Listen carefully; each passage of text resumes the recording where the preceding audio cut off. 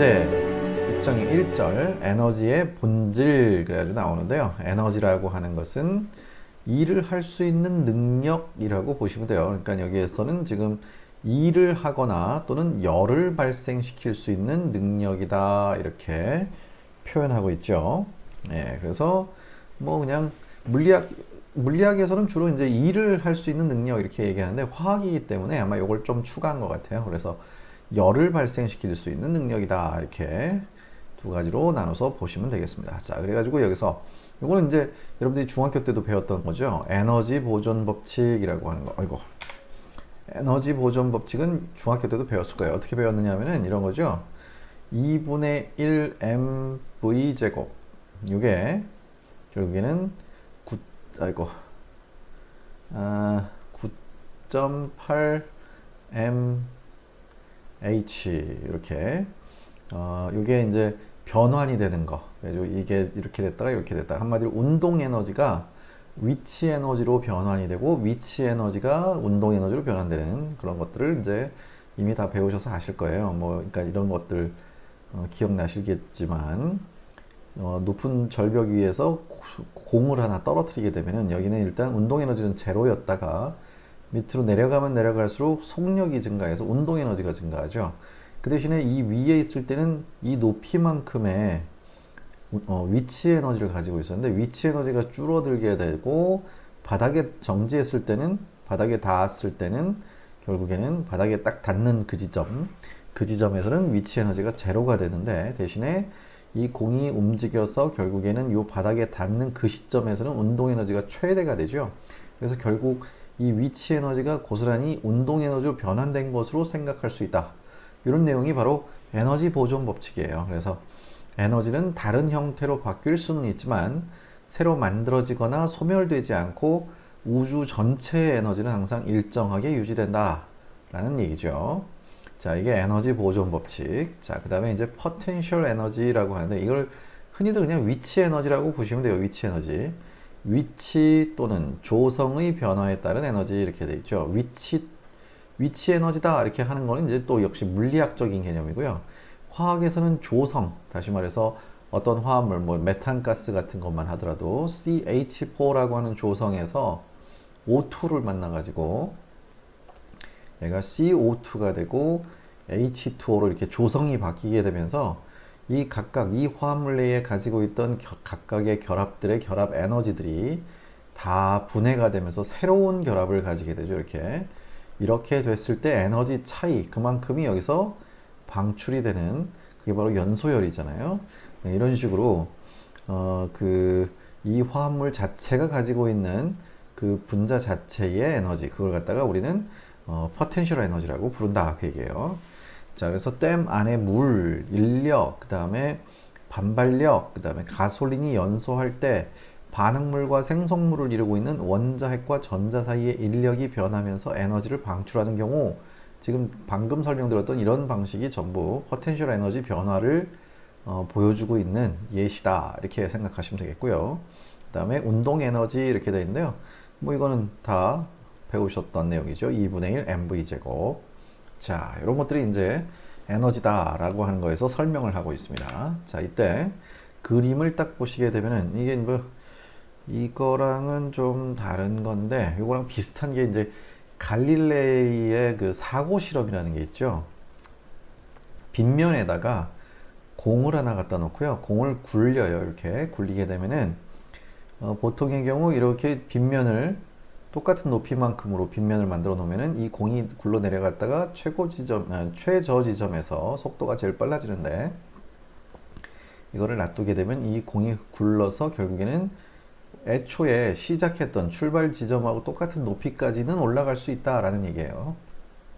그래서 이렇게 빗면의 기울기를 변화시켜놔도 역시 높이가 똑같은 지점까지는 올라갈 수 있다는 얘기고 이걸 더 기울기를 줄여가지고 이렇게 놔둬도 역시 높이가 똑같은 데까지는 올라가는데 이때 요 빗면의 기울기를 제로로 놔둬버리면은 이 공은 계속해서 이 맨 끝에 요 높이에서 제일 바닥면까지 올 때의 그 속력 있죠. 그 속력을 일정하게 유지하면서 계속해서 등속 직선 운동을 하게 될 것이다 라고 설명을 했었던 게 바로 갈릴레이의 사고 실험이죠. 뭐 그런 거예요. 그래서 에너지가 변화됨에 따라서 그 에너지 변화가 운동 에너지가 위치 에너지로 변하고 위치 에너지가 운동 에너지로 변하고 이런 에너지 보존 법칙을 설명하는 건데, 그 중에서 이제 요거는 이 갈릴레이 사고 실험하고 좀 다른 개념이죠. 이거는 그래서 만약에 이제 이렇게 초기 위치에서 공 A는 공 B보다 높은 위치 에너지, 포텐셜 에너지를 가지고 있다라고 얘기할 수 있어요. 근데 B를 보시면은 이 두 개의 공들이 어떻게 굴러가가지고 B가 이 자리로 오게 되고 A가 이 자리로 오게 되면 이렇게 위치가 달라지겠죠. 이렇게 됐을 때는 어떻게 돼요? A가 잃은 포텐셜 에너지는 언덕의 구성 성분의 무작위 운동, 그 다음에 B의 포텐셜 에너지 증가로 전환이 된다. 뭐 이렇게. 그러니까 A가 잃어버린 에너지만큼 B가 이 위치로 이동을 해서 위치 에너지가 증가하게 되고, 그 다음에 여기 뭐 충돌하면서 소리가 났다든지 마찰 열이 발생했다든지 하는 식으로 변환이 된다. 뭐 이런 것들을 여기서 설명을 하고 있습니다. 자, 그리고 나서 이제 또 각각 이제 뭐 용어들을 설명을 하고 있는데요. 온도 이렇게 얘기하면은 우리가 알고 있는 이 온도라고 하는 개념은 이거죠. 어떤 특정 물질을 이루고 있는 입자의 무질서한 운동을 나타내는 특성이다. 그런 얘기예요. 그러니까 이렇게 설명을 한 번도 들어본 적이 별로 없을 거예요. 그러니까 어떤 물체를 딱 잡았는데 되게 차가워요. 그거는 차갑다는 얘기는 내 손에 있는 분자들이 가지고 있는 운동 에너지가 그 물체 쪽으로 전달이 돼 가지고 다 빼앗기는 거예요. 에너지를 빼앗기게 됩니다. 열 에너지를 빼앗겨서 내 손바닥에는 그 운동 에너지가 감소하게 되는 것을 느끼는 게 바로 이 차갑다라는 감촉이고요. 만약에 어떤 물체를 딱 잡았는데 뜨거워요. 그러면 그 물체가 내 손바닥보다도 훨씬 더 큰 운동 에너지를 갖고 있는 거예요. 그 표면에 있는 입자들이 더 크게 진동 운동을 하든 뭐 어떻게든 운동을 하고 있어가지고 그게 내 손바닥으로 전달되는 것을 우리는 뜨겁다라고 느끼게 되는 겁니다. 그러니까 결국에는 그 입자의 운동 상태, 그 운동 상태가 굉장히 활발하냐 활발하지 않느냐 이거에 따라서 온도를 결정하게 된다라고 생각하시면 되겠어요. 그 다음에 이제 두 번째 열이라고 한다면은 두 물체 사이의 온도 차이에 의한 에너지의 전달을 포함하는 개념이다. 방금 제가 손바닥을 이용해서 설명을 드렸죠. 그러니까 열이라고 하는 것 자체는 그냥 에너지로 받아들이시면 되겠고, 뭐 차가운 물체를 다 만졌다라고 하게 되면은 내 손바닥에 있는 열 에너지가 낮은 에너지 상태로 있는 그 물체 쪽으로 전달이 돼서 내 손바닥의 열 에너지는 감소하게 되고 그 물체의 열 에너지는 조금 증가하게 되는 이런 현상으로 생각하시는 게 좋겠다 그 얘기고요. 그래서 열은 항상 에너지의 이동 관계를 나타낸다 이렇게 생각하시면 되겠고요. 일이라고 하는 것은 일정한 거리에 거쳐 작용한 힘 이렇게 얘기를 하죠. 이걸 갖다가 그러니까 우리가 흔히 일이라고 한다면 이건 이 지금 일정한 거리에 걸쳐서 작용했다라고 하는 거는 물리적 설명이고요. 화학적으로는 얘기가 조금 달라져요. 근데 어찌됐든 이게 정의잖아요. 일의 정의. 그림 6-1에서 B를 나중 위치로 이동시키기 위해서 아까 이렇게 돼 있는 그림에서 여기 A가 있었고 여기 B가 있었잖아요. 근데 그게 A가 이 자리로 오고 B가 이 자리로 갔을 때 B를 이렇게 이동시킬 때 그때 필요한 에너지 그걸 갖다가 우리는 일이라고 하게 되죠. 일. 그래서 A의 포텐셜 에너지로 저장되어 있던 에너지의 일부가 E를 통하여 B에 전달이 돼 갖고 B의 포텐셜 에너지가 증가하게 된다 그 얘기죠. 그래서 에너지는 열과 일 두 가지 방법으로 전달이 될 수 있다 이렇게 보시면 되겠네요. 자, 그래서 여기서 이제 상태 함수라고 하는 용어가 또 등장하는데 한 상태에서 다른 상태로 변화했을 때 상태 함수의 변화량은 변화 경로에 관계없이 처음 상태와 마지막 상태에 의해서만 결정이 된다. 뭐 이렇게 나와 있네요. 그래서 에너지는 상태 함수지만 열과 일은 상태 함수가 아니라는 겁니다. 그러니까 열과 일은 상태 함수가 아니라 절대적인 수치로 나타낼 수 있는 그 상태 함수가 아닌 그냥 절대 함수라고 보시면 돼요. 근데 에너지는 종류가 굉장히 다양하게 여러 가지로 다 변화될 수가 있어요. 그래가지고 말 그대로 에너지는 상태 함수로 생각하시는 게 좋겠다. 뭐 그런 얘기죠. 뭐 그냥 말에 정의를 내리는 거라서요. 개념이 좀 애매하더라도 일단은 뒤에 문제 같은 걸 풀어보시면 아 이게 그 개념이구나 하는 거를 아실 수 있을 겁니다. 자, 그래서 또 넘어가 보시면 역시 용어들을 계속 정의를 내리고 있습니다. 이제 열화학을 다루기 위해서는 일단 열화학에 필요한 용어들을 정리를 해놔야 되는 거니까. 자, 여기에서 또 제일 많이 등장하는 개념이 개라고 하는 거하고 주위라고 하는 개념이에요. 여기서 개는 우주에서 우리의 관심 대상이 되는 부분 이렇게 얘기하는 건데요. 그냥 이렇게 하면 또 뭐 우주가 나오고 막 이러니까 정신이 없어 보여요. 근데 이렇게 생각하시면 돼요. 이렇게 풍선을 하나 놔두고요. 풍선을 묶어놨어요. 풍선 꼭지예요, 이게. 풍선이 이렇게 묶여 있는데 이렇게 보니까 사과 같기도 하고 아무튼 풍선 안에 우리가 알고 있는 대로 기체를 이렇게 넣어놨습니다. 기체를 넣어놨어요. 근데 기체들이 풍선의 용기, 풍선 벽면에 가서 충돌하는 그걸 가지고 이 풍선의 압력을 유지하고 있는 겁니다. 자, 이때 이 풍선 안에다가 뭔가 외부에서 영향을 줘가지고요. 열을 전달시켰어요. 그럼 이 풍선 안에 있는 입자들은 운동 에너지가 증가하겠죠. 그러면서 이 벽면을 더 자주 때리게 될 거예요. 이렇게 자주 때리게 되면은 풍선 안쪽의 내부의 압력이 증가하게 돼서 풍선이 이렇게 부풀어 오르게 되죠. 자, 이때 실제로 이 풍선 내부에서 일어나는 일들을 전부 개에 해당하는 것이다. 이렇게 생각하시면 되겠고요. 그 외부에서 우리가 열을 가해줬다 하는 게 이게 바로 이 풍선을 둘러싸고 있는 부분이니까 이게 이제 서라운딩, 주위다. 이렇게 생각하시면 될 것 같습니다. 화학 반응으로 한다면은 플라스크를 생각하시면 돼요. 그래가지고 플라스크 내부의 이 용액 상태에 화합물들을 섞어 놓고 한 가지 물질 집어넣고 또 다른 물질 집어넣어서 이 안에서 화학 반응이 일어나게 만들어요. 그러면 이 용액 내부를 갖다가 우리는 바로 개라고 보시면 되겠고요. 이 주변에 플라스크 주변의 다른 부분들은 싹 다 서라운딩, 개라고 주위라고 생각하시면 되겠네요. 자, 그래서요.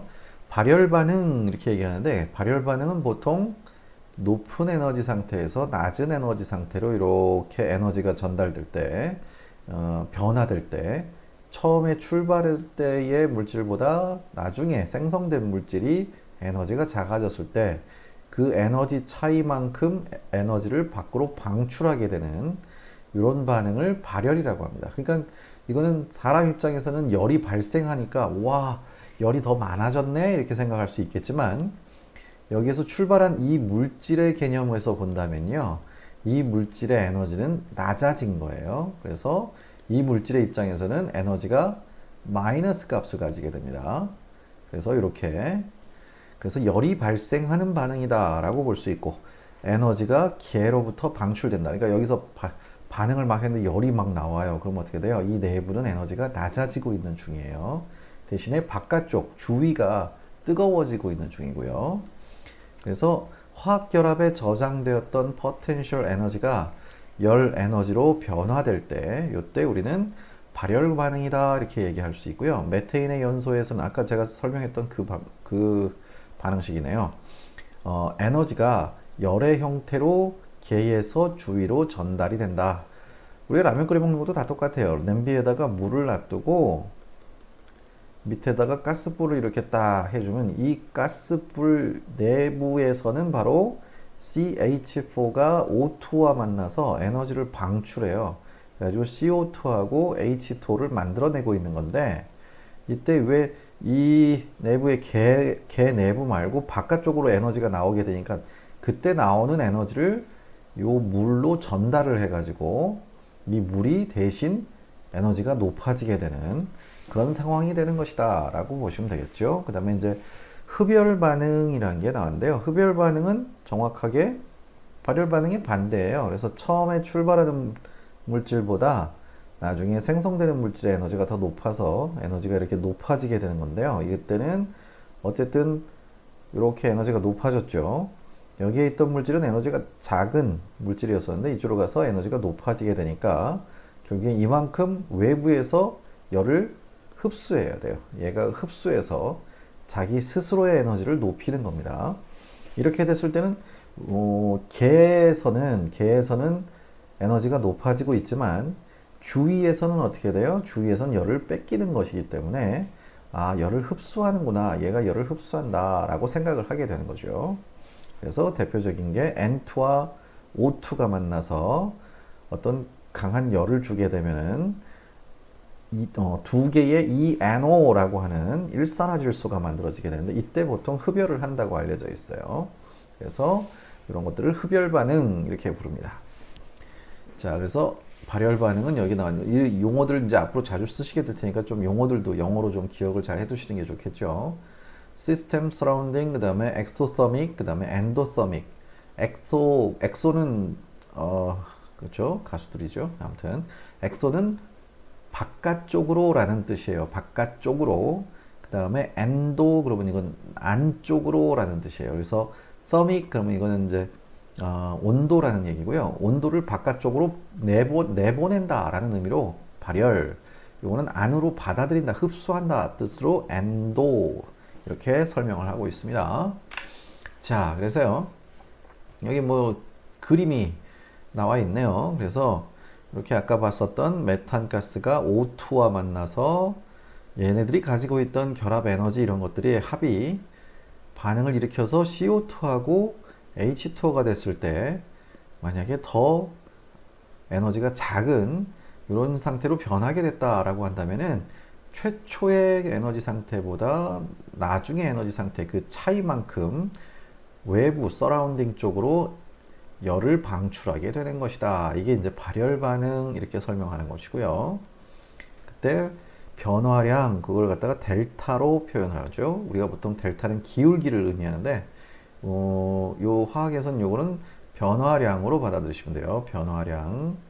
그래서 델타 요만큼 포텐셜 에너지만큼. 자, 흡열은 또 역시 마찬가지로 처음의 물질보다 나중 물질이 에너지가 높아졌을 때 얘가 혼자서 그렇게 될 수는 없으니까 외부에서 주위로부터 걔가 열을 흡수하게 되죠. 이렇게. 그래서 그 에너지만큼 열을 흡수했다. 이때는 델타 포텐셜 에너지 이렇게 할 수 있는데요. 발열에서는 일반적으로 어떻게 하고 흡열에서는 일반적으로 어떻게 하느냐.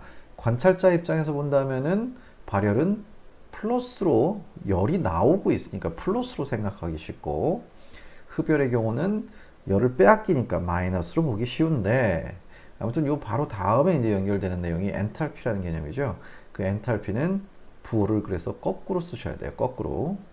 자, 아무튼 이렇게 흡열과 발열 과정에 대한 내용을 설명을 드렸고요. 그리고 나서 이제 여기에 열화학 내지는 열역학 이렇게 또 얘기하고 있나요? 열역학. 열역학은 thermodynamics 이렇게 얘기하고요. 아까 열화학이라고 한 것은 thermochemicals 이렇게 얘기했었잖아요.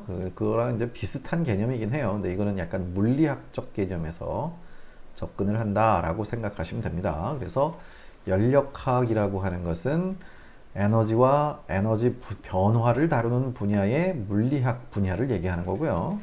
그 중에서 열역학 그러면 제일 중요한 것이 열역학 법칙들이죠. 그 중에서 제1법칙, 아까 잠깐 언급을 했었던 에너지 보존 법칙 이런 게 있습니다. 에너지 보존 법칙. 그래서 우주의 에너지는 항상 일정하다. 단지 형태와 종류만 변하는 것이다. 이렇게 얘기할 수 있고요. 이 중에서 이제 열역학을 제대로 설명하려면은 내부 에너지, 인터널 에너지라는 걸 알 수가 있어야 돼요.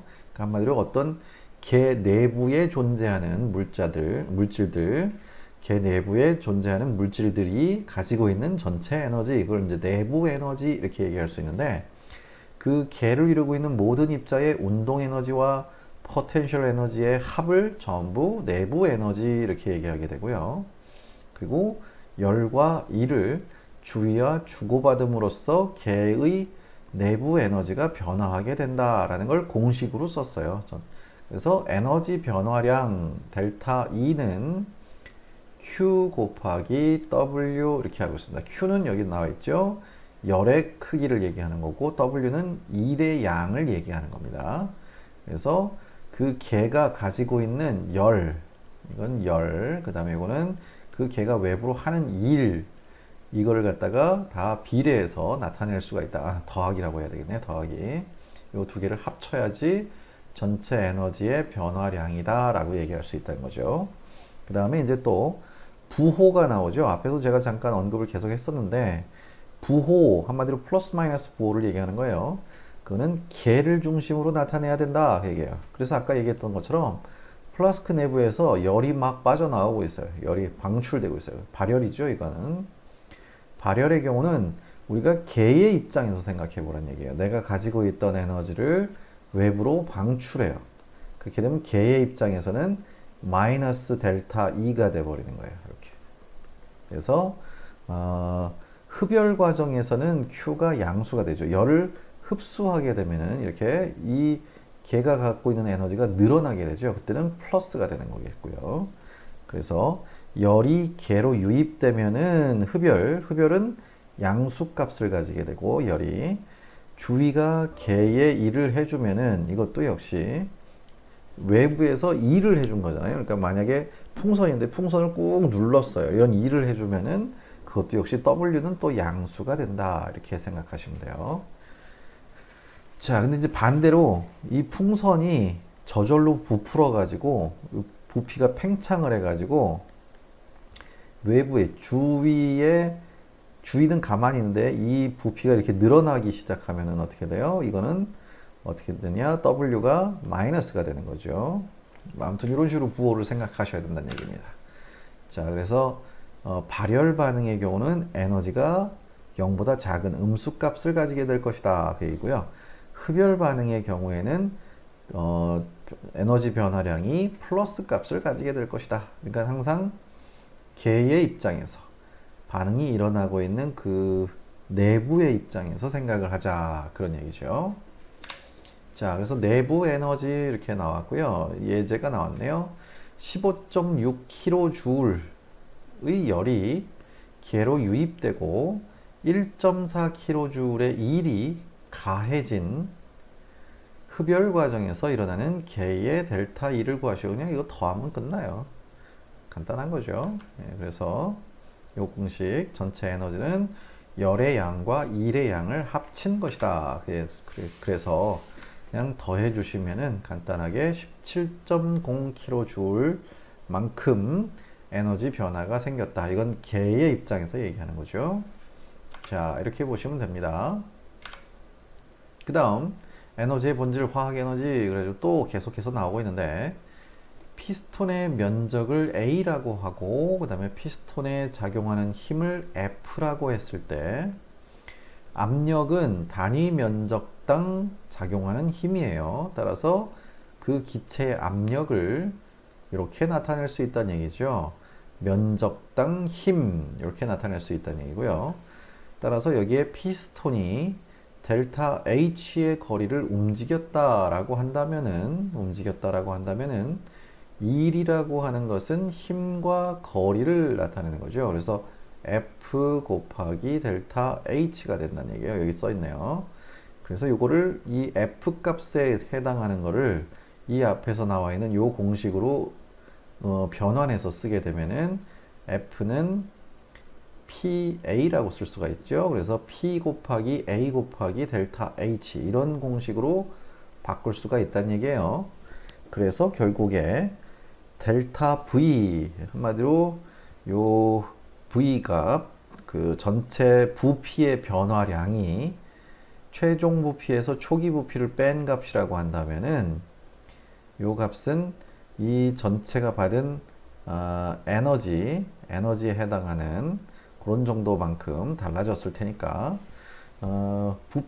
부피는 이 면적에다가 높이를 곱하면 되는 거죠. 그래서 면적 곱하기 높이를 해버렸고요. 근데 이 값이 여기에 들어있네요. 그렇죠? 그래서 결국에는 1이라고 하는 것은 그 작용하는 힘, 그 기체의 압력에다가 면적을 곱하고 델타 H를 곱해주면 되는 거라서요. 결국에 그러니까 이거는 A 곱하기 델타 H는 W라고 생각하시면 돼요. W. 이렇게 보시면 되겠고, 그래서 그걸 합치니까 이렇게 된다 이거죠. P 델타 V. 그래서 요걸 이제 우리가 흔히 기체가 외부에 대해서 한 일의 양이다 이렇게 생각하시면 된다는 얘기예요. 그래서 앞쪽에 5단원에서 기체를 배웠죠. 그 기체에서 뭐 보일의 법칙, 샤를의 법칙, 이상기체 상태 방정식 이런 것들 다 배웠는데, 그때 압력은 일정하게 유지하고 부피만 변화했다라고 한다면 그때 한 일을 이렇게 킬로줄로 계산해낼 수가 있다 그런 얘기입니다. 자, 그래서 일의 부호 이렇게 얘기하게 되는데요. 걔가 주위에 일을 해주면 일은 음의 값을 갖게 되고, 기체가 팽창하면 부피가 증가하기 때문에 델타 V는 양의 값을 가지게 돼요. 그래서 따라서 델타 V와 W는 반대 부호를 가져야 하며, 방금 무슨 얘기한 건지 아시겠죠? 걔가 어떤 부피가 이렇게 늘어나게 되면 일을 외부로 해준 거잖아요. 그래서 자기는 에너지를 잃어버린 거예요. 그래서 마이너스 값을 가진다는 얘기고, 그 다음에 기체가 팽창하게 되면 부피는 증가하니까 그건 양의 값을 가졌겠죠. 그래서 반대 부호를 가지게 되므로 다음의 식을 얻을 수 있다. 그래서 일은 마이너스 P 델타 V라고 하는 공식을 만들어낼 수가 있다는 얘기예요. 이렇게. 자, 그래서 옆에 지금 이 옆에 이렇게 말로 설명해 놓은 이것들을 그림으로 다시 한번 이렇게 설명을 하고 있는 것이고요. 자, 그래서 PV1 이렇게 써놨네요. 외부의 압력은 15기압으로 일정하게 유지시키고, 기체 부피가 46리터에서 64리터로 팽창하였을 때 일의 양을 계산하라 이렇게 되어 있네요. 그러면 방금 배웠었던 공식처럼 일은 마이너스 P 델타 V 이렇게 쓸 수가 있었으니까 여기다 대입만 해주시면 돼요. 근데 이 델타 V는 결국 최종 부피에서 최초 부피를 뺀 값이잖아요. 그러니까 여기다가 마이너스 15 곱하기 64 마이너스 46 이렇게 해주시면 끝나는 거네요. 예, 그래서 이렇게 그냥 바로 계산해 주시면 돼요. 따라서 마이너스 270 리터 곱하기 ATM. 여기 부피, 압력은 ATM이었을 거고요. 부피는 리터였었겠죠. 그러니까 요 부호들은 그대로 살아남아 있어야 됩니다. 보통 우리가 일의 양을 어떻게 하느냐, 이걸 갖다가 어떤 물체에 가한 힘에다가 뉴턴 곱하기 이동한 거리, 아주 뉴턴 미터로 나타내죠. 이때 이 뉴턴 미터가 여기서는 리터 곱하기 ATM으로 변하게 되는 거예요. 이건 이제 물리학에서 얘기하는 물체를 움직일 때 하게 된 일의 양이지만, 이거는 기체가 주위의 한 일의 양이니까 부피와 압력의 단위로 이렇게 단위가 바뀌었다라고 보시면 돼요.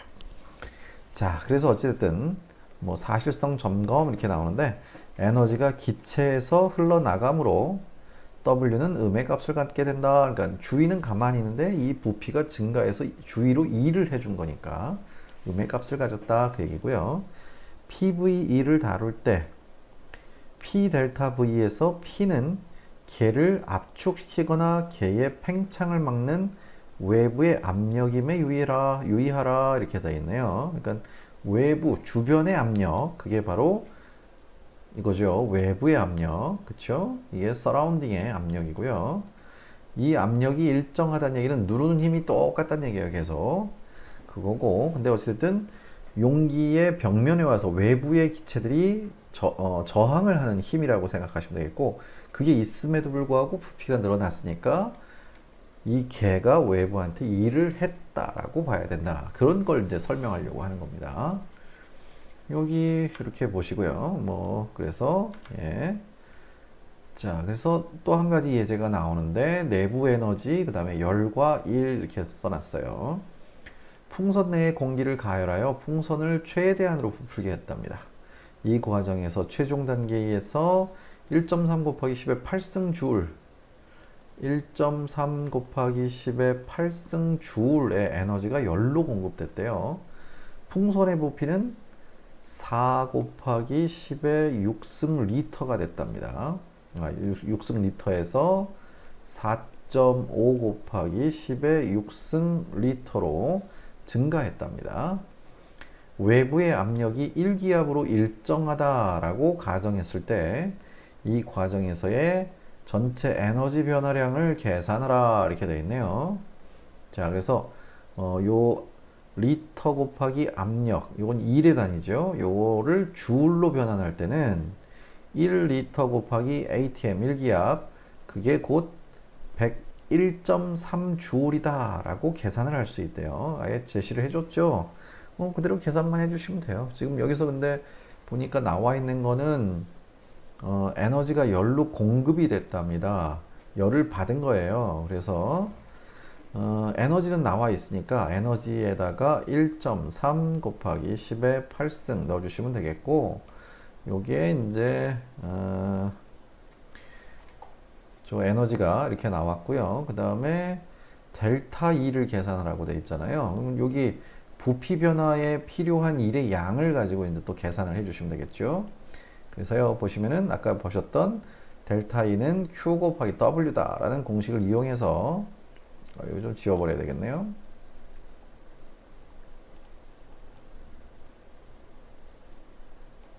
(1.3) 곱하기 10의 8승 줄의 열이 개에 더해졌으므로 Q는 플러스 값을 가지게 되고요.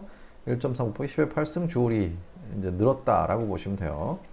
자, 그때 어찌됐든 여기에 부피는 이렇게 해서 4.5 곱하기 10의 6승에서 4.0 곱하기 10의 6승을 빼준 값, 한마디로 5.0 곱하기 10의 5승 리터만큼 증가했다라고 볼 수 있겠네요. 그러면은 이걸 가지고 W는 마이너스 P 델타 V라고 앞에서 이렇게 공식을 만들어 놨기 때문에 일단 여기선 외부 압력이 1기압으로 일정했고요. 그 다음에 5 곱하기 10의 5승 리터만큼 부피 변화량이 생겼으니까 그걸 곱해 주시면은 마이너스 5.0 곱하기 10의 5승 리터 ATM이다 라고 볼 수 있는데, 그러면 요 값을 여기에 변환식에다가 넣어서 101.3주를 곱해 주시면 끝나겠네요. 그래서 101.3주를 곱하니까 마이너스 5.1 곱하기 10의 7승 줄에 해당하는 에너지 변화가 발생했구나 라는 것을 알 수가 있다는 얘기죠. 그러니까 여기서 마이너스 값을 가졌으니까요. 전체 이 과정에서는 이만큼 일을 해줘야 된다라는 얘기예요. 이만큼의 에너지를 가해서 풍선이 저렇게 부풀어 오르게 해야 된다. 그걸 또 설명을 하고 있다. 그런 얘기죠. 그래서 기체가 팽창하며 외부에 일을 해주었으므로 W는 음의 값이다. 뭐 이렇게 뭐 같은 얘기죠. 같은 얘기로 보시면 되겠고, 그래서 이 풍선이 한 일은 이렇게 그래서 전체를 보시면은 일은 요만큼 했고요. 그 다음에 Q는 아까 여기 나와 있으니까 1.3 곱하기 10의 8승 줄, 1.3 곱하기 10의 8승 줄이니까요. 그 줄만큼을 여기에다가 더해 주시면 되겠네요. 근데 이게 마이너스로 일을 외부로 한 거니까 이렇게 빼주시면 되겠네요. 빼는 거죠, 오히려. 그래서 1.3 곱하기 10의 8승에서 5.1 곱하기 10의 7승을 빼주면은 8 곱하기 10의 7승 줄만큼 에너지가 변화됐다라고 생각을 하게 된다, 그 얘기죠. 자, 그래서 결국에는 에너지는 이렇게 제공이 됐고요. 여기에서 Q 값은 요거고, 여기 W를 이렇게 계산한 거고요.